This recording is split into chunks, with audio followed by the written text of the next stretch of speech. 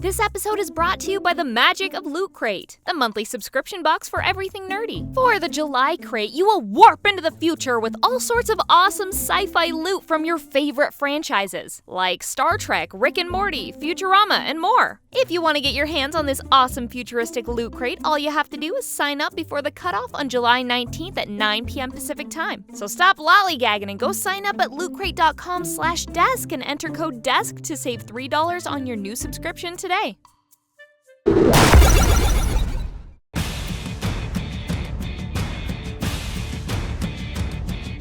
Ni hao, dear viewers, you're in luck today.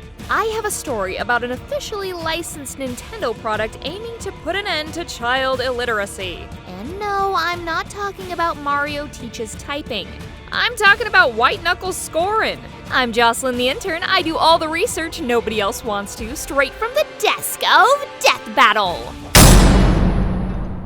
So back in the 90s, Nintendo learned its lesson about licensing out its popular brand to anyone with money. But not before the glorious shit diamond that is White Knuckle Scorin' was made. White Knuckle Scorin' is a Mario-themed music album made to promote child literacy that also came with a comic book.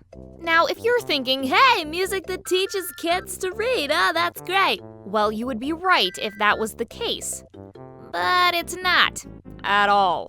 Minus the first track on the CD, which is titled Ignorance is Bliss, none of the songs have anything to do with the Mushroom Kingdom or literacy in general. It's just a collection of songs, the most popular of them being a Celine Dion cover of all things. As for the song Ignorance is Bliss, well, it's special. If you want to listen to all of it, I highly recommend the version accompanied by animation, which I've put in the description. Now that's all good and stupid, but what really makes the whole thing worthy of your time is the accompanying comic I mentioned earlier. This little comic is easily one of the weirdest single pieces of Mario history. I don't really even know where to start with this one. Maybe when Mario talks about how victory is a turn-on? Or maybe when Mario, Luigi, and Yoshi all stand around and talk about how hot Princess Peach is? Yeah, that actually happens more than once. Look at it!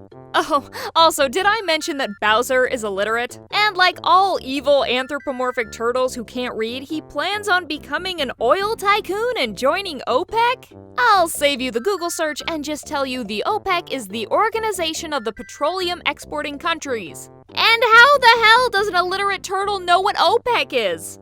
Even if we somehow ignore all those things, this comic is still bursting at the seams with stupid. I mean, Yoshi is not only illiterate, which isn't too big of a surprise when he says shit like "what's up," but he's also a moron. Oh, and also kind of an interspecies misogynist. A little bit. Plus, for a comic book for people who aren't the best readers, it has a lot of French words. Some are almost understandable, like Luigi's use of riposte. But then we have shit like Princess Peach dropping décolletage on our young readers like it's no big deal, which essentially refers to a woman's cleavage. Now, if you're asking why Princess Peach is talking about the girls, it's because she's stuffing a page from some old rainbow-vomiting tome of spells in her bubby trap.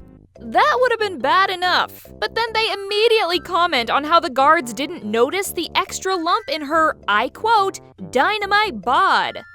White Knuckle Scorin' is easily one of, if not the dumbest piece of licensed garbage we have ever come across here at Death Battle Labs. So if you ever find a copy, please do yourself a favor and buy it, so then you can subsequently burn it. Well, folks, that's all for today. But if you're still hungry for some knowledge, go ahead and check out our last episode on The Flash. Or click that there fancy mystery box and see what you get. But not before you like and subscribe. See you later.